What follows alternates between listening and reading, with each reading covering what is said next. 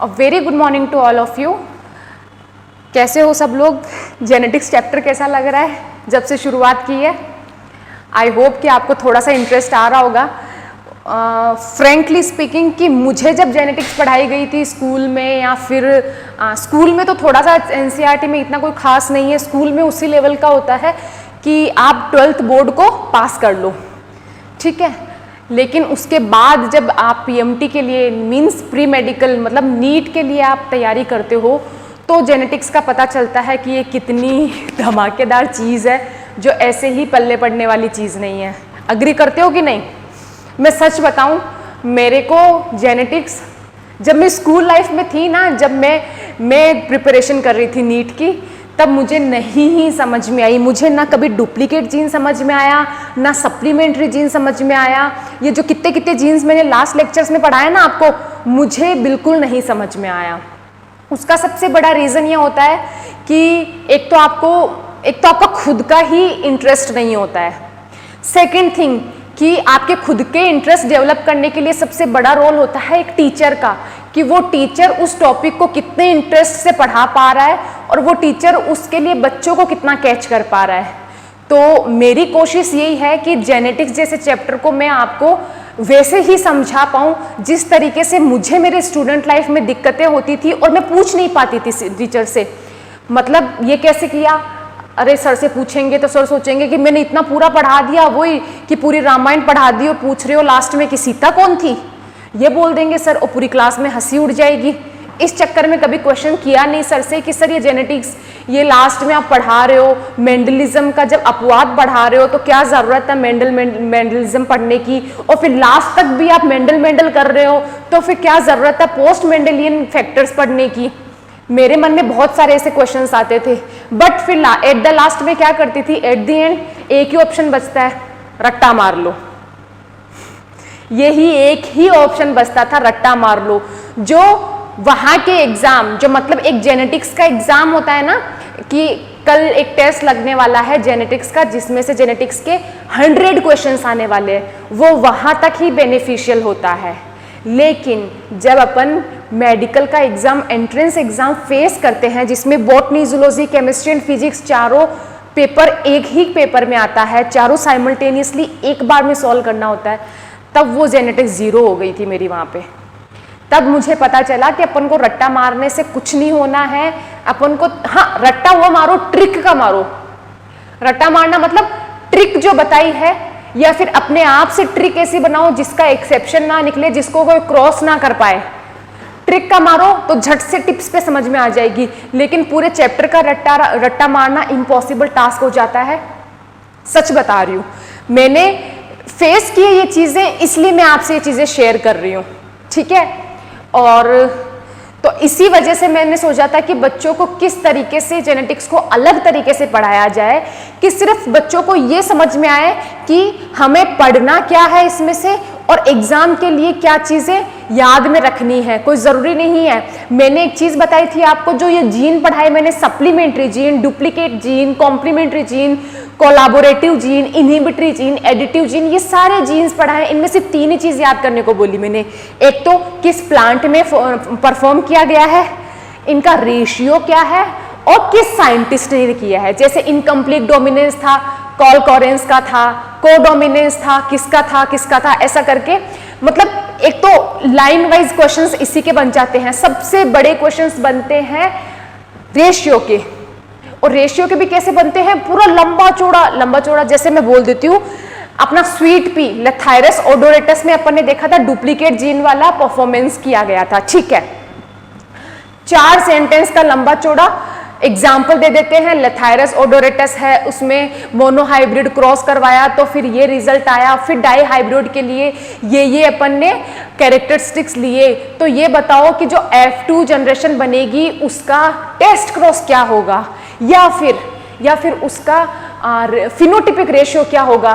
तो अपन को क्वेश्चन को पढ़ना ही नहीं है, अपन को अपनी हिंट निकालनी है उसमें से कि मैंने क्या पढ़ा था, मैंने लेथायरस ओडोरेटस से रिलेटेड क्या पढ़ा था। क्या लेथायरस ओडोरेटस वही है जो स्वीट पी बताई थी मैम ने? क्या वही है? तो फिर इसमें डुप्लीकेट जीन का फॉर्मूला लगेगा। डुप्लीकेट जीन का अपना रेशियो निकल रहा था 15:1, बस आंख बंद करके 15:1 लगा दो। बस ये होता है टाइम सेविंग परफॉर्मेंस। जो बच्चे सच में नीट क्लियर करते हैं वो हमेशा टाइम सेविंग परफॉर्मेंस को ही फॉलो करते हैं, हमेशा। चाहे आप 12th के साथ में नीट का एग्जाम दे रहे हो, चाहे आप 12th के बाद ड्रॉप करके नीट का एग्जाम दे रहे हो, चाहे ड्रॉप टू ड्रॉप 2 बार ड्रॉप करके दे रहे हो, आपको स्मार्ट स्टडी करनी आनी चाहिए। हार्ड स्टडी तो आप कर चुके। जो ड्रॉपर्स है उनसे मैं पर्सनली बात कर रही हूं, हार्ड स्टडी आप कर चुके हो, स्मार्ट स्टडी अब शुरू करो।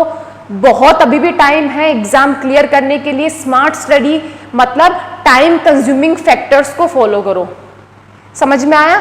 और वो फॉलो होगा आप मॉड्यूल, एनसीईआरटी और सेल्फ नोट्स, ये तीनों को लेके बैठो। फिर लास्ट में मैम भी पढ़ा रही है, यहाँ पे सारे टीचर्स पढ़ाते हैं आपको, सबको पढ़ाते हैं। जूलॉजी में आपको पूजा मैडम भी पढ़ा रही है।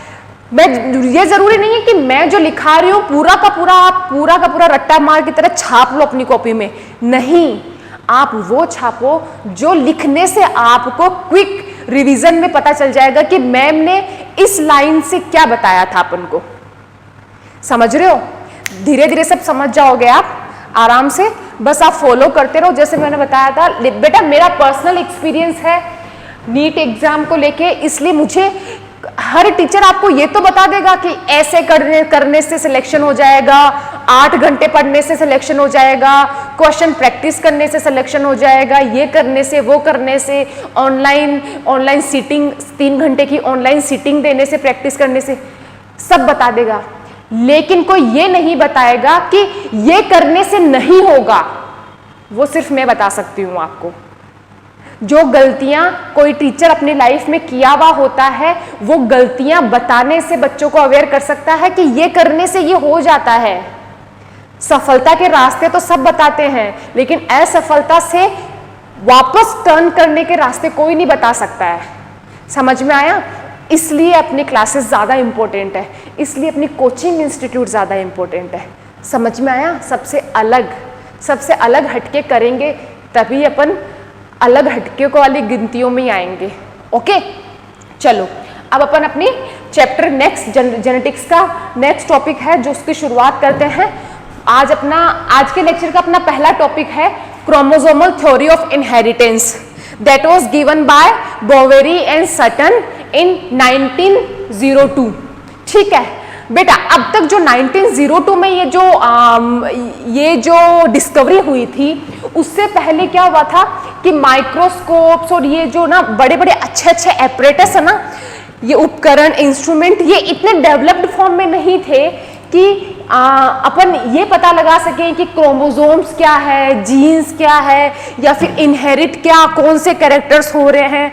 ये सब चीज़ें तो जैसे जैसे साइंस टेक्नोलॉजी ने अपने आप में डेवलप किया, उसके बाद पता चलने लगी ये चीज़ें।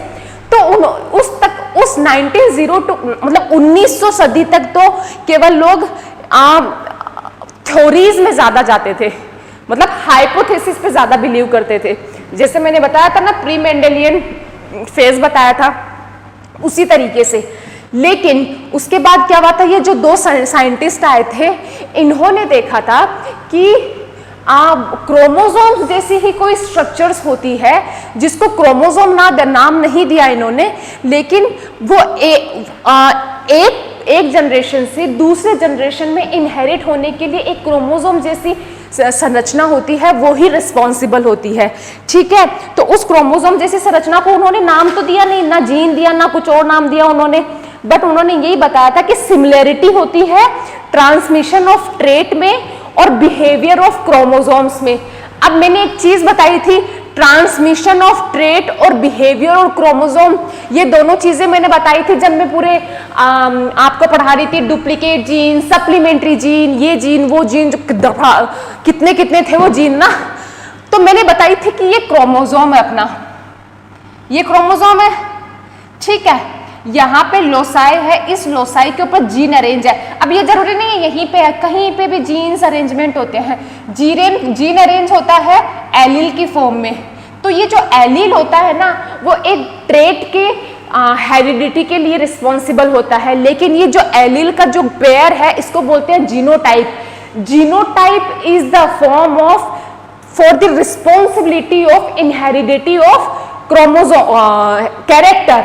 ठीक है, किसी कैरेक्टर के हेरिडिट होने के लिए जीनोटाइप उत्तरदायी होता है, जबकि किसी ट्रेट के इनहेरिट होने के लिए एलील उत्तरदायी होता है। ये चीज मैंने समझाई थी आपको, 2 जीन्स 2 लोसाई 2 ट्रेट्स, इस वाले मेथड से समझाई थी मैंने। ठीक है, तो बोवेरी और सटन का ये कहना था कि जो किसी भी कैरेक्टर के ट्रेट्स है, क्रोमोसोमल ट्रेट्स है, उसका बिहेवियर और क्रोमोसोम्स का बिहेवियर, दोनों का बिहेवियर एकदम सिमिलैरिटीज रखता है। ठीक है, तो उन्होंने ना ये सैलिएंट फीचर्स दिए थे, ये साइलेंट नहीं है, देख लेना, स्पेलिंग है SALIENT, सैलिएंट फीचर्स, मतलब जो ऐसे फीचर्स जो सिर्फ इसी में पाए गए थे। तो पहला ये सटन और बोवेरी का दिया हुआ है, इसलिए सटन और बोवेरी ने जो जो लिखा वो एज इट इज मैंने लिख दिया है आपको। ये 12th बोर्ड के आपके एग्जाम में भी काम आता है, जो रिटर्न में आता है, ये आता ही आता है, पेटेंट क्वेश्चन एक, या फिर 8 में से एक भी आपको उठा के पूछ लेगा नीट के एग्जाम में कि सटन और बोवेरी का स्टेटमेंट था कि नहीं था, इसलिए मैंने ये लिखे हैं ऐसे कैसे। पहला था जो गैमीट्स होते हैं ना, वो 2 सक्सेसिव जनरेशन के अंदर ब्रिज का काम करते हैं। अब सक्सेसिव जनरेशन क्या होती है, जैसे मैं मेरे पेरेंट्स की सक्सेसिव जनरेशन हूँ, जो मेरे ऑफस्प्रिंग होंगे, जो मेरे बच्चे होंगे, वो मेरे एकदम सक्सेसिव जनरेशन होंगे, समझ रहे हो, मेरे से जस्ट नेक्स्ट। ठीक है, तो दो जो जनरेशन है, जैसे मेरे और मेरे मदर के बीच में गैमीट एक ब्रिज का काम करता है। उन दोनों के, मेरे फादर और मेरे मदर के दोनों के गैमीट्स ही मेरे अंदर फ्यूज होके जायगोट बन के मैं पूरा शरीर का आकार में आ गई मैं। ठीक है, ये बोलना चाह रहा है ये।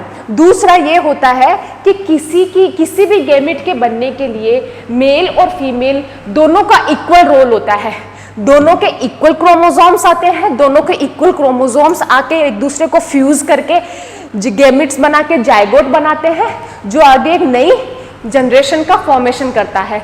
दूसरा क्वेश्चन ये है, दूसरा पॉइंट ये है। तीसरा पॉइंट ये है कि only nucleus of sperm is responsible for the heredity of nucleus. क्या बोला मैंने ये बोला, एक सेकेंड, मैंने एक चीज ये बोली है कि केवल मेल का जो स्पर्म न्यूक्लियस है वो ही फीमेल के ओवम से फर्टाइल करेगा, वो ही रिएक्ट करेगा और आगे नया जायगोट बनाएगा।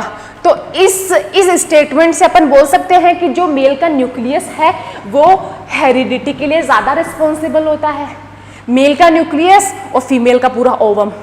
ठीक है, अपन ने अब आपको पूजा मैडम ने पढ़ाया होगा रिप्रोडक्टिव सिस्टम में कि ये एक्रोसोम स्ट्रक्चर होती है ना, ये आगे वाली एक्रोसोम स्ट्रक्चर होती है, फिर इसका न्यूक्लियस होता है, ये न्यूक्लियस ही जाके इस स्ट्रक्चर से जाके अंदर ओवम के अंदर घुस के फिर उसको फर्टिलाइज करता है, यही होती ना, तो यही बोलने चाह रहे हैं ये।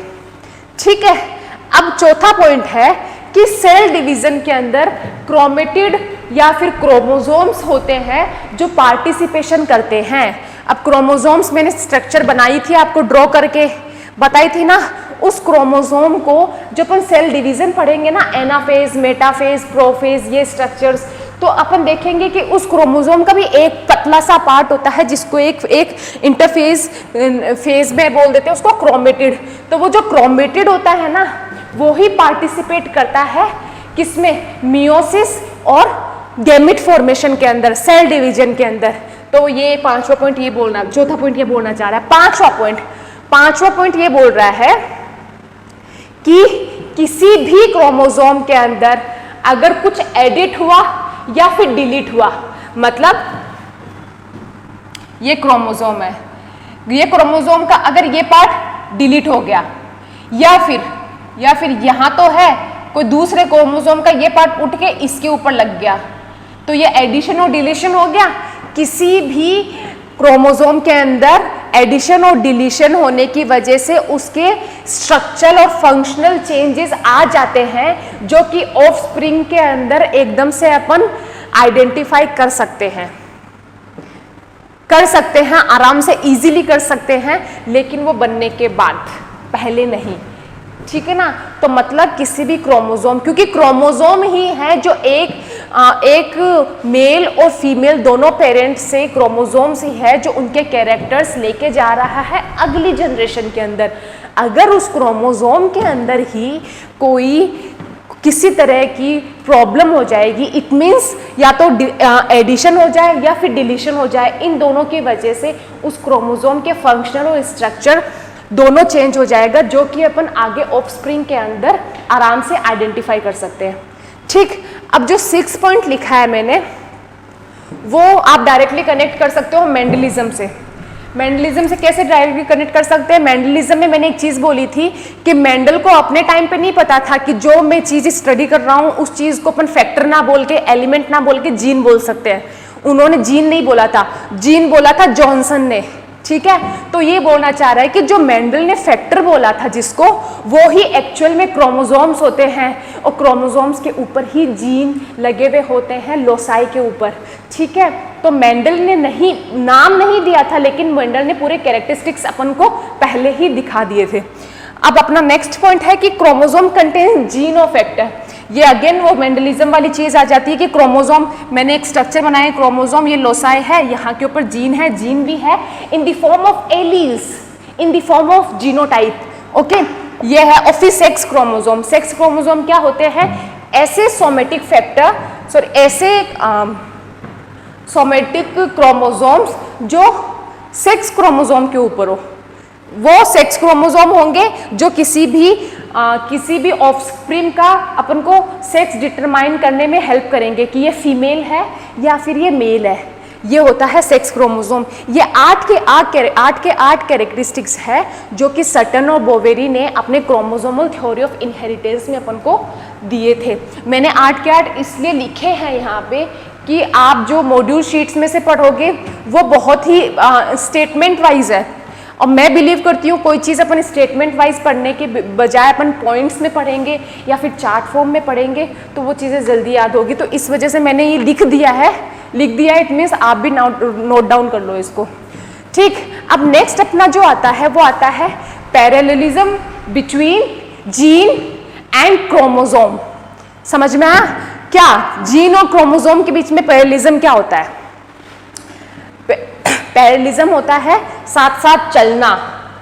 जीन और क्रोमोसोम के बीच में क्या है, क्या कनेक्टिविटी है? Genes are located on the chromosome. अपन को पता है जीन तो लोकेटेड ही क्रोमोसोम्स के ऊपर है। समझ रहे हो? तो बोलने का मतलब यह है कि जीन और क्रोमोसोम्स एक दूसरे के साथ में लोकेटेड, एक दूसरे के साथ सिमिलर तरीके से चिपके हुए हैं या साथ साथ चलते हैं। तो parallelism between gene and chromosome, इसके अंदर जो पहला पॉइंट है वो ये है कि जीन है किसी, जैसे जिस तरीके से एक पेरेंट से उनकी ऑफस्प्रिंग में जीन इनहेरिट होते हैं, उसी तरीके से क्रोमोसोम भी साइमल्टेनियसली हेरिडिटी शो करते हैं। That is the first point. अब सेकंड पॉइंट है कि number of chromosomes are always fixed for each and one species. सबके लिए number of chromosome always fix होते हैं, चाहे वो प्लांट्स हो चाहे वो एनिमल हो। अपन को पता है ना, अपन को ह्यूमन बींग्स में कितने होते हैं क्रोमोसोम? 46, 23 पेयर्स ऑफ क्रोमोसोम्स, जिसमें से 22 तो होते हैं सोमेटिक ऑटोसोम्स, और लास्ट वाला जो 23rd होता है वो होता है सेक्स डिटरमाइनिंग क्रोमोसोम्स, जिसके बारे में आगे अपन पढ़ने वाले हैं। ठीक है, तो ये होता है तीसरा। अब तीसरा पॉइंट ये बोलता है जब गैमीट फॉर्मेशन होता है, जब भी गैमेट फॉर्मेशन होता है, गैमेट फॉर्मेशन कब होता है वो आगे वाले में बताऊंगी अभी। तो गैमेट फॉर्मेशन जो होता है वो हमेशा सेग्रीगेशन ऑफ गैमेट और इंडिपेंडेंट असॉर्टमेंट फैक्टर को फॉलो करता है। अब ये चीज़ मैं इसमें समझाती हूँ आपको वो कैसे फॉलो करता है। जैसे अपन ने एक बार मेंडल को भूल जाओ आप। मेंडल को अपन को याद ही नहीं रखना है, क्योंकि मेंडल को याद करते हैं ना अपन बार बार, तो अपन जो मेंडल ने दिया ना वो सीधा का सीधा बता देते हैं और बात खत्म कर देते हैं। अब जब मेंडल का सब कुछ ही सही था तो आगे क्यों स्टडी करी गई, ठीक है। तो अपन सोचो एक पेरेंट प्लांट है जो सिर्फ टॉलनेस के लिए रिस्पॉन्सिबल है, ये है ड्वार्फिज्म के लिए, मतलब ड्वार्फनेस के लिए। इन दोनों के बीच में अगर अपन गैमेट फॉर्मेशन करवाएं तो ये गैमेट फॉर्मेशन, ये सिंगल जो है वो एक एलील कैरी कर रहा है, एक क्रोमोसोम केवल एक एलील कैरी कर रहा है। तो मतलब ये जो parallelism between gene and chromosome का जो थर्ड पॉइंट है वो यहीं से निकल के आता है। जब गैमेट फॉर्मेशन होते हैं तो एक सिंगल क्रोमोसोम केवल एक एलील के लिए ही रिस्पॉन्सिबल होता है। अब ये एक एलील जो है वो अपने कैरेक्टर को डिटरमाइन करने के लिए प्योर है। यही अपना सेग्रीगेशन रूल बोलता था ना, जो अपना मोनोहाइब्रिड क्रॉस से निकल के आया था, law of segregation. Law of segregation क्या बोल रहा था, गैमेट हमेशा अपने पेरेंट कैरेक्टर को लेके प्योर होते हैं, उनमें कोई किसी तरह का हाइब्रिडाइजेशन नहीं होता है। अब एक प्योर गैमेट दूसरा प्योर गैमेट दोनों फ्यूज होंगे तो वो हाइब्रिड बनेगा, तो उसमें 50-50 रेशियो होगा दोनों पेरेंट के कैरेक्टरिस्टिक्स को होल्ड करने के लिए, समझ रहे हो। तो ये चीज यहाँ आ गई, ये F1 जनरेशन बन गया। F1 जनरेशन के गैमेट होंगे 50% तो टॉल होंगे और 50% ड्वार्फ होंगे, समझ रहे हो। अब इन दोनों में जो अपना सेल्फिंग करवाएंगे उससे F2 जनरेशन बनेगी। अपने पास वापस वही रेशियो आ गया 1:2:1 मोनोहाइब्रिड वाला क्रॉस, मतलब 25% टॉल, 50% हाइब्रिड एंड 25% ड्वार्फ। अब अपन अगर मैंने एक बोला था ना कि मेंडलिज्म को बार बार याद मत करो, मेंडलिज्म के अपने चैप्टर शुरुआत में हो चुके हैं, पर मेंडलिज्म को लिखते तो यहाँ पे 50% हाइब्रिड ना लिख के यहाँ पे 75% टॉल लिखते कि नहीं लिखते अपन।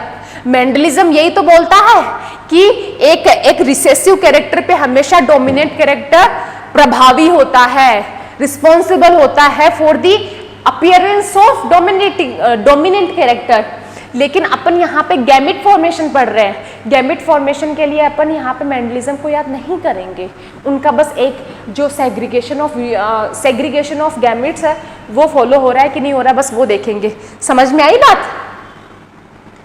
चलो अब अपना नेक्स्ट टॉपिक जो है ये अपना पूरा हो गया chromosomal theory of inheritance.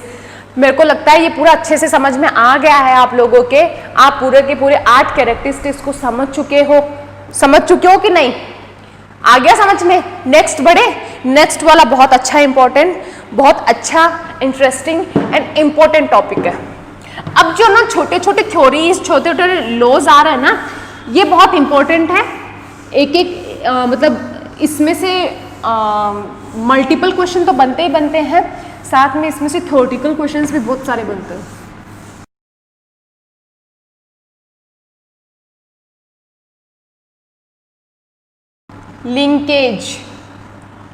Linkage discovered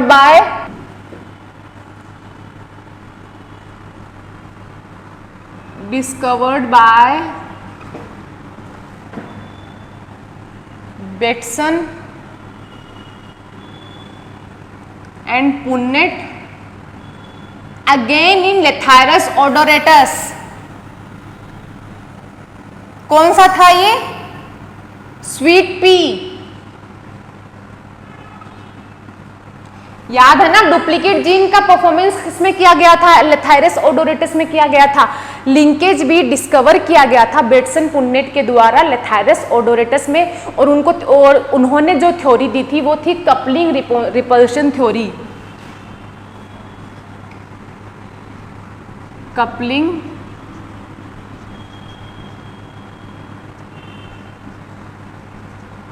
repulsion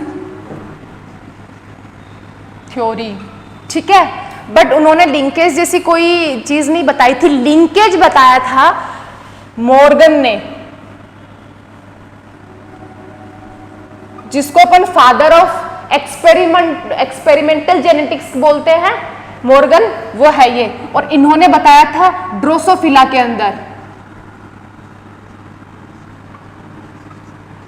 और लिंकेज थ्योरी भी इन्होंने दी थी।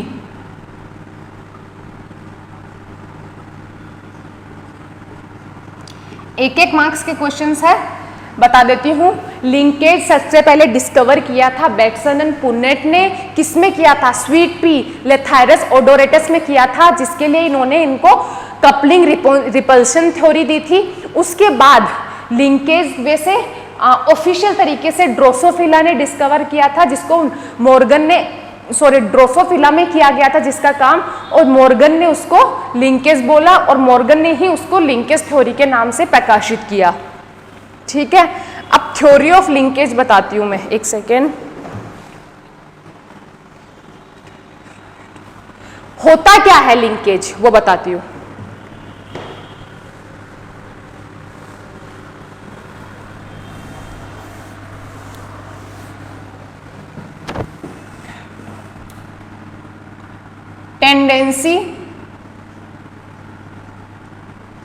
tendency of genes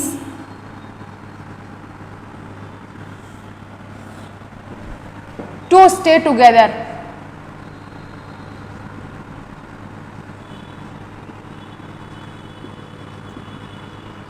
क्या लिखा मैंने? Gene, tendency of gene to stay together. अब एक चीज बताती हूं आपको मैं, लिंकेज होता क्या है वो बताती हूं मैं। यहां ये क्रोमोसोम अपना,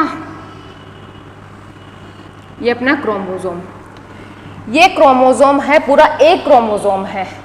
आपको पता होना चाहिए, जब सेल डिवीजन पढ़ाऊंगी तब भी बताऊंगी आपको, जब गैमेट फॉर्मेशन होते हैं, गैमेट फॉर्मेशन से जस्ट पहले एक क्रोमोसोम हमेशा डुप्लीकेट होके सिस्टर क्रोमोसोम बना लेता है, मतलब यहाँ पे बन जाता है सिस्टर क्रोमोसोम। जैसा का जैसा एक क्रोमोसोम है वैसा का वैसा सिस्टर क्रोमोसोम बन जाता है। समझा रही हूँ मैं? हाँ, तो ये चीज सिस्टर क्रोमोसोम वाली बात लिंकेज में बताती हूँ, लेकिन ये एक क्रोमोसोम है, इसके ऊपर अगर एक ही क्रोमोसोम के ऊपर दो जीन अरेंज हो तो इसको बोलते हैं लिंक जीन। अब ना लिंकेज को पढ़ने के लिए अपन को सबसे बड़ी बात है कि लिंक जीन और अनलिंक्ड जीन ये क्या होते हैं, ये पढ़े अपन सबसे पहले। ठीक है, तो क्या होते हैं लिंक जीन? मतलब tendency of gene to stay together, कोई जीन टुगेदरली आगे इनहेरिट कैसे होएगा।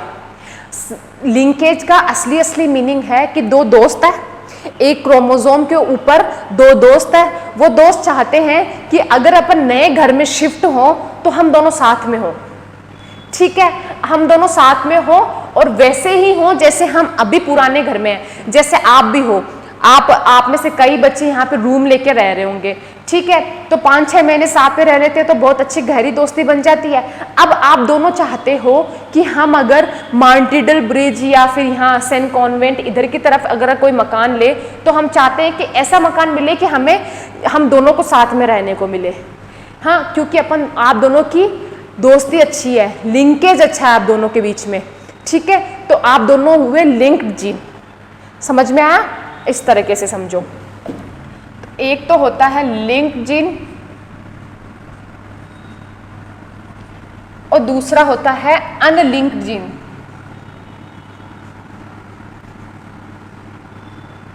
ठीक, क्या होते हैं लिंक्ड जीन, अनलिंक्ड जीन?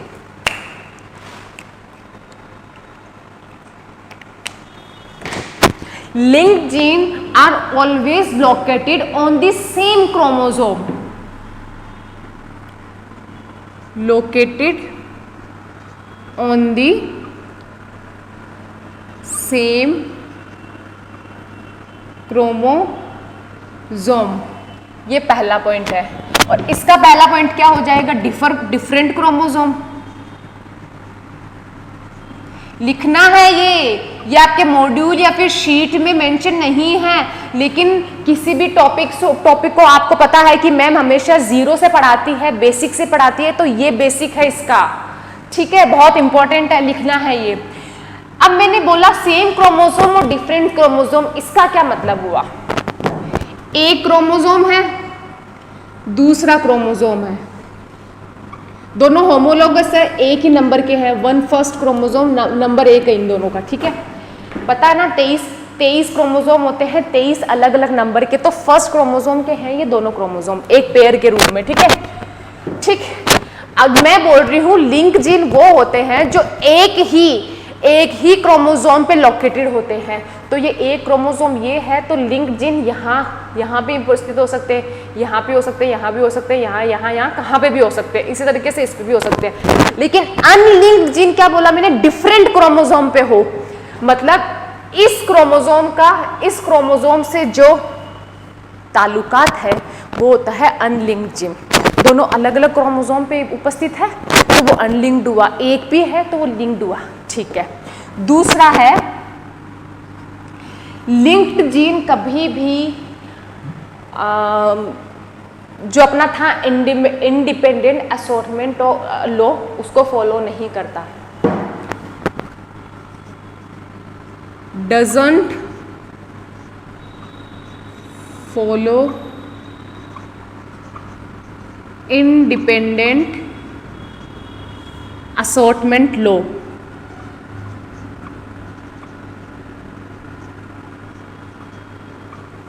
और ये फॉलो करता है, मैं ऐसे लिख रही हूँ ना, तो आप बड़ी क्लास में हो तो आपको समझ में आ गया होगा कि इसका डिफर कैसे लिखना है, वो आप अपनी कॉपी में लिख लेना, कर लेना। अब मैंने क्या लिखा, ये इंडिपेंडेंट असॉर्टमेंट लॉ क्या लिखा मैंने, जो अपना चलो ये वापस मेंडलिज्म से संबंधित हो गया, रिलेट उसी से कर रहा है ना। मेंडलिज्म ने थर्ड जो अपन ने डाई हाइब्रिड क्रॉस का रिजल्ट था इंडिपेंडेंट असॉर्टमेंट लॉ, तो ये हो गया। तो चलो ठीक है, डाई हाइब्रिड का था तो यहाँ पे डाई हाइब्रिड ले ही लेते हैं अपन, कि अगर वहाँ पे लिंकेज है तो क्या होगा, और अगर वहाँ पे इंडिपेंडेंट असॉर्टमेंट है तो क्या होगा। तो अगर मैं लिंक्ड जीन के अंदर डाई हाइब्रिड क्रॉस करवा रही हूँ, लिंक्ड जीन मतलब एक ही क्रोमोसोम के उपस्थित दो जीन या फिर दो से ज्यादा भी जीन हो सकते हैं, ठीक है, उनके बीच में करवा रही हूँ, तो लिंकेज से क्या होगा, ठीक है, वो बताती हूँ मैं। चलो मैं एक सेकेंड क्या लिखती हूँ, in case of linkage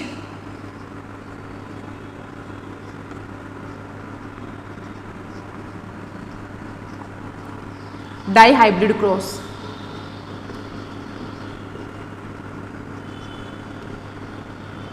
linkage की प्रेजेंस में जो डाई हाइब्रिड क्रॉस है उसमें सिर्फ दो गैमेट बनेंगे। एक मिनट, हाँ, ए बी, तो लिंकेज है तो सिर्फ दो तरह के ही गैमेट बनेंगे, टू गैमेट्स, एक बनेगा ए बी, दूसरा बनेगा ए बी। तो इसका जीनोटाइप और फिनोटाइप क्या होगा पता है, क्या होगा, यहाँ पे फिनोटाइप होगा 3:1। 3:1 कैसे होगा, ये मोनो हाइब्रिड क्रॉस हो गया एक तरीके से। तो यहाँ पे जो डाई हाइब्रिड का रेशियो है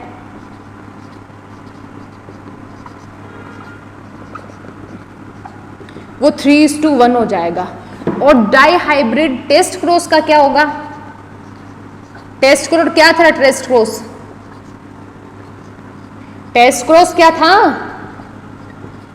रिसेसिव का अपने पेरेंट से क्रॉस, तो जो रिसेसिव है ए बी का उसके अपने पेरेंट से वापस करवाएंगे ये जो, तो इसका आ जाएगा 1:1।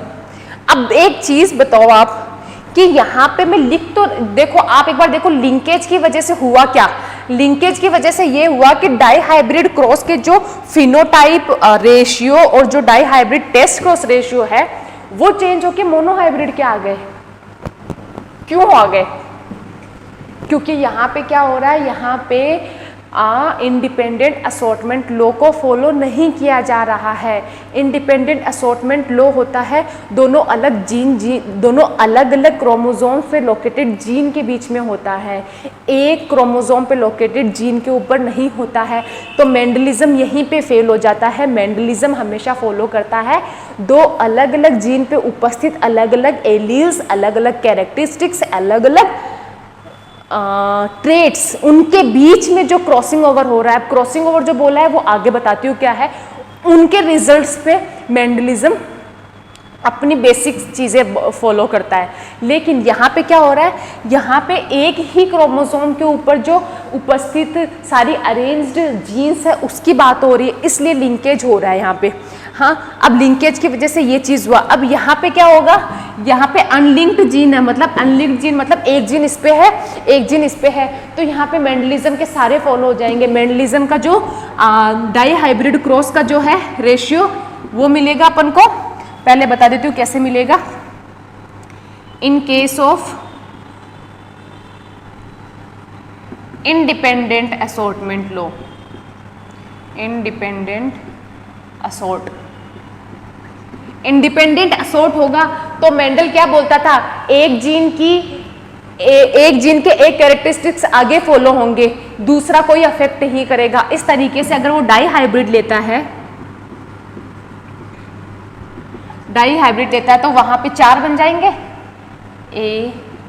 ए बी और बी, ये बन गए 4 बन गए। तो 4 में यहाँ पे 4 होते हैं, यहाँ पे डाई हाइब्रिड क्रॉस आ जाएगा जिसका फिनोटाइप ये हो जाएगा और टेस्ट क्रॉस का ये हो जाएगा, डाई हाइब्रिड टेस्ट क्रॉस का। बात समझ में आ रही है? चलो मैं एक बार वापस रिपीट कर देती हूँ 0 से, ताकि आपको समझ में आए। 1 मिनट पानी पी लूँ।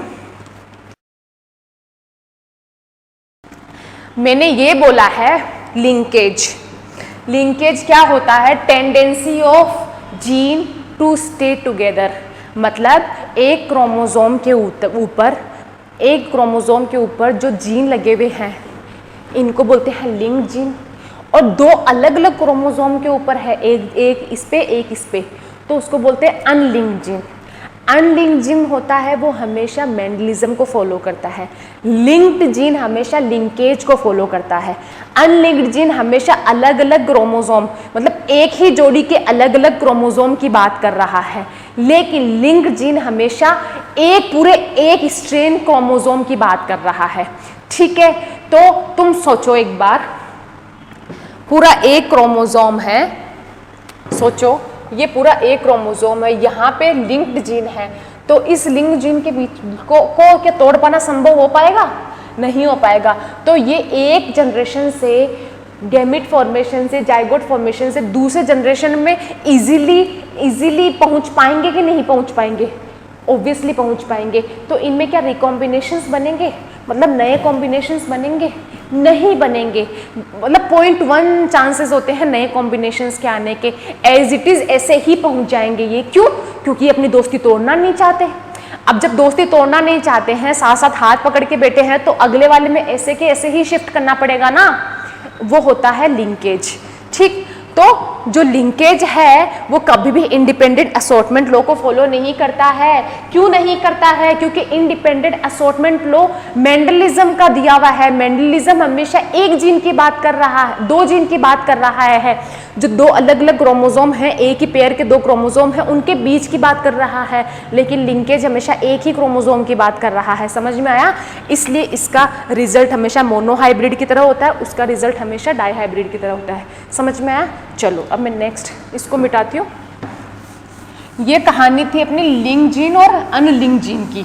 बताना इसलिए जरूरी था कि आपको पता चले कि लिंक्ड जीन किस में होता है और अनलिंक्ड जीन किस में होता है। अब आती है अपनी theory of linkage.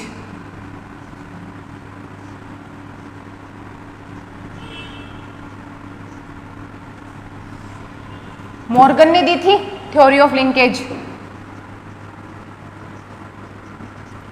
Theory of linkage ये बोलता है कि क्रोमोसोम्स जो होते हैं, क्रोमोसोम्स वो उनके ऊपर एक ही क्रोमोसोम के ऊपर जीन्स लगी हुई होती है, वो भी लीनियर फॉर्म में।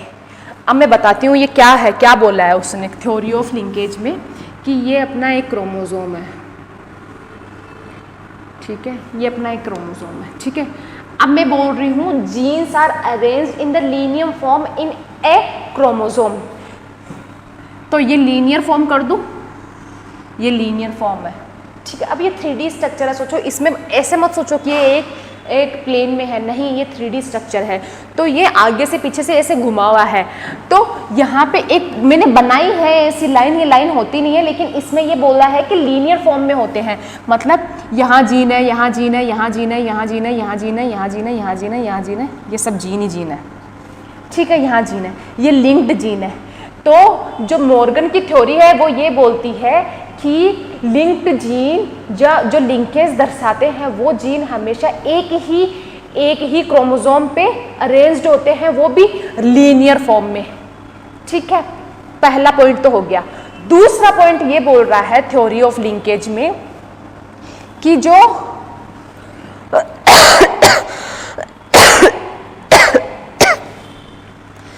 ये जीन लगे हुए हैं ना, हाँ, इनको लिंकेज ग्रुप बोलते हैं। अब उस ग्रुप में एक जीन के ऊपर एक क्रोमोसोम के ऊपर जितने भी जीन लगे हुए होते हैं ना, उनको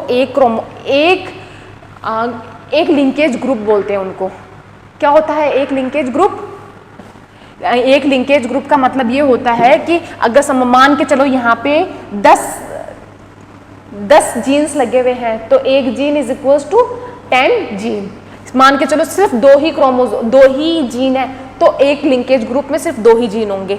2 पॉइंट हो गए, एक तो हो गया अपना लिंकेज ग्रुप,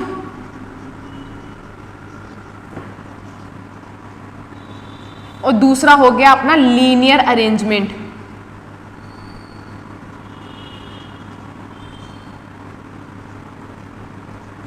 अब तीसरा ये आता है, तीसरा फॉर्म, एक सेकेंड, तीसरा ये आता है कि जो अपनी लिंकेज की तीसरा ये बोलता है जो लिंकेज की कैपेसिटी है, लिंकेज की जो कैपेसिटी है जिसको अपन सेंटीमॉर्गन में नापते हैं, सेंटीमॉर्गन जिसकी यूनिट होती है, क्योंकि मॉर्गन ने इसको डिस्कवर किया था इसलिए इसको सेंटीमॉर्गन बोल दिया यूनिट को। वो इन्वर्सली प्रोपोर्शनल होती है distance between gene, distance between gene and inversely proportional to crossing over. सबसे ज़्यादा इम्पोर्टेंट चीज़ जो मैंने लिख दी है तीनों, वो सबसे ज़्यादा इम्पोर्टेंट चीज़ है।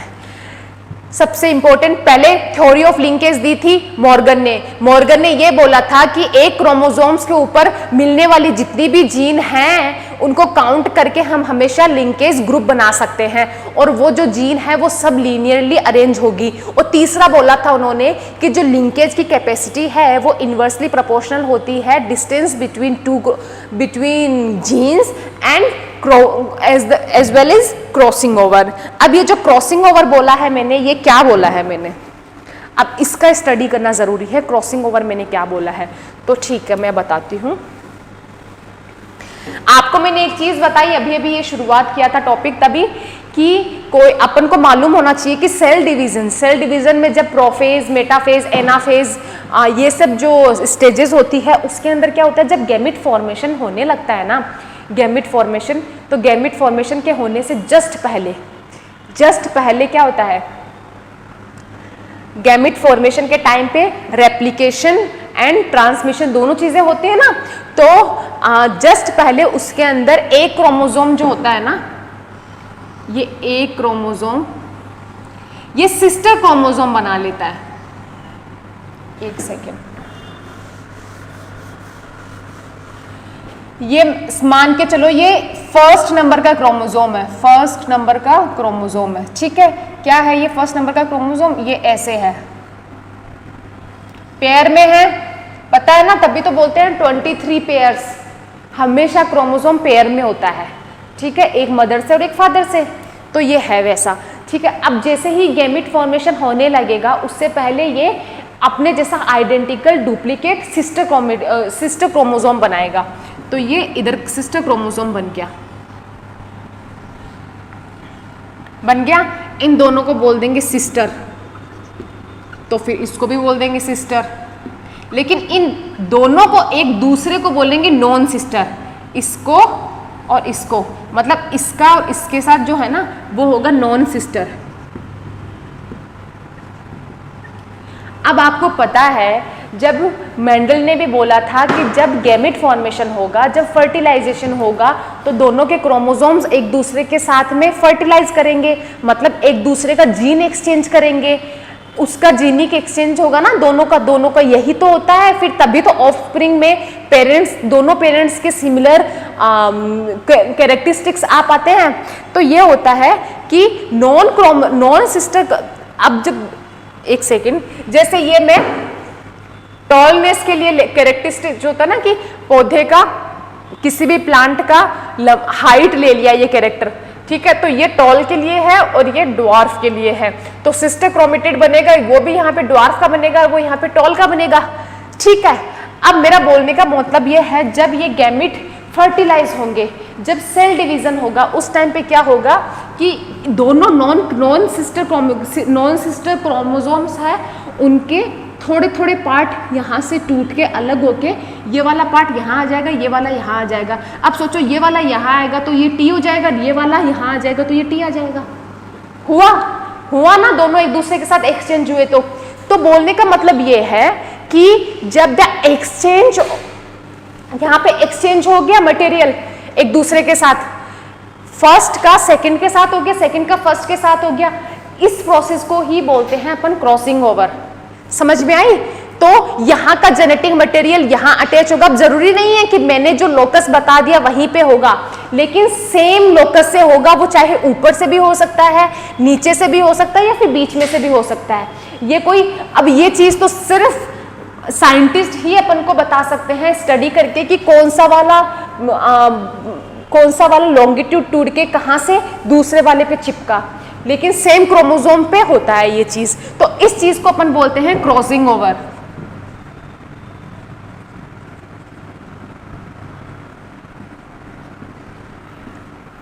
अब एक चीज बताना कि ये जो क्रॉसिंग ओवर जो है प्रोसेस, वो लिंकेज को अपोज कर रही है या फेवर कर रही है? क्रॉसिंग ओवर जो प्रोसेस चल रही है वो लिंकेज के को अपोज कर रही है या फेवर कर रही है? ऑब्वियसली वो अपोज कर रही है। कैसे कर रही है? मैंने एक चीज बताई, मैंने क्या, मॉर्गन ने बताई अपने लिंकेज थ्योरी में कि ये जो क्रोमोसोम है, इसके ऊपर जीन जो है वो लीनियर फॉर्म में अरेंज्ड है, ठीक है। अब ये लीनियर फॉर्म में कहाँ पे भी हो सकते हैं।